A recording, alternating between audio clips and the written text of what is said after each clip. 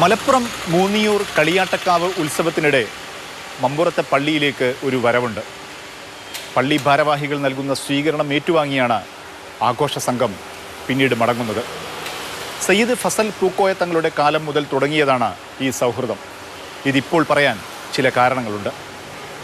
യമനിലെ ജയിലിൽ കഴിയുന്ന നിമിഷപ്രിയയുടെ മോചനത്തിനായി കാന്തപുരത്തിൻ്റെ നിർദ്ദേശപ്രകാരം ഇടപെട്ട യമനിലെ സൂഫി പണ്ഡിതൻ ഹബീബ് ഉമർ ഇബ്നു ഹഫീൽ മമ്പുറം തങ്ങളുടെ ബാ അലവി സയ്യിദ് പരമ്പരയിലെ പിന്തുടർച്ചക്കാരനാണ്.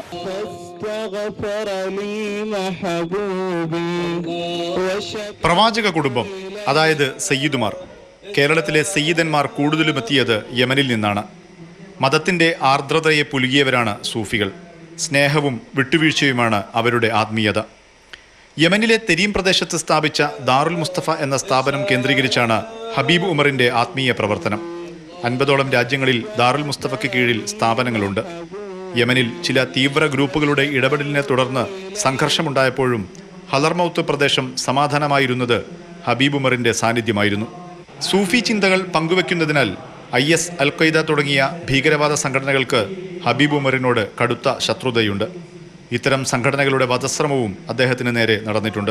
കേരളത്തിലെ സുന്നി മുസ്ലിങ്ങളുടെ മതപരമായ സാംസ്കാരിക സ്വഭാവത്തെ നിർണ്ണയിക്കുന്നതിൽ വലിയ ഒരു പങ്ക് വഹിച്ച രാജ്യം കൂടിയാണ് യമന്.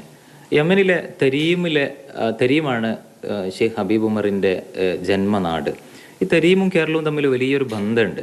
ഇപ്പോൾ നമ്മുടെ കോഴിക്കോട് കുറ്റിച്ചിറയിൽ അന്ത്യവിശ്രമം കൊള്ളുന്ന ഷെയ്ഖ് ജിഫ്രി, അതുപോലെ പ്രശസ്തമായ മമ്പുറം മക്കാമിലുള്ള മമ്പുറം സയ്യിദ് അലവി തങ്ങൾ, ഇവരൊക്കെ ഈ തെരീമിൽ നിന്ന് കേരളത്തിലേക്ക് വന്ന ഇവിടെയുള്ള മുസ്ലിങ്ങളുടെ മതപരമായ സംസ്കാരങ്ങളൊക്കെ രൂപപ്പെടുത്തിയതിൽ വലിയ പങ്കുവഹിച്ച ആളുകളാണ്. മലപ്പുറം മഅ്ദിൻ അക്കാദമിയുടെ ശിലാസ്ഥാപനത്തിനാണ് ആദ്യമായി ഹബീബ് ഉമർ ഇന്ത്യയിലേക്ക് വന്നത്. പിന്നീട് കാന്തപുരം AP അബൂബക്കർ മുസ്ലിയാർ, ഇബ്രാഹിം ഖലീൽ ബുഹാരി തുടങ്ങിയ നേതാക്കളുമായി ആത്മീയ ബന്ധം സുദൃഢമായി. മർക്കസ് നോളജ് സിറ്റിയിലെ ജാമിയുൽ ഫുത്തൂഹ് പള്ളി ഉദ്ഘാടനം ചെയ്തത് ഹബീബ് ഉമറാണ്. കാന്തപുരം അസുഖബാധിതനായിരുന്നപ്പോഴും സന്ദർശിക്കാനെത്തി.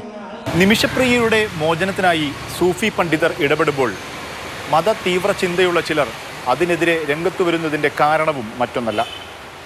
മതത്തിനകത്ത് തന്നെയുള്ള സഹിഷ്ണുതയുടെയും വിട്ടുവീഴ്ചയുടെയും വാതിലുകൾ അടച്ചുകളയാൻ ശ്രമിക്കുന്നവരാണിവർ. അതിന് ഇസ്ലാമിൻ്റെ ചരിത്രവുമായി തന്നെ ബന്ധവുമുണ്ട്. മുഹമ്മദ് ഷഹീദ്, മാതൃഭൂമി ന്യൂസ്, കോഴിക്കോട്.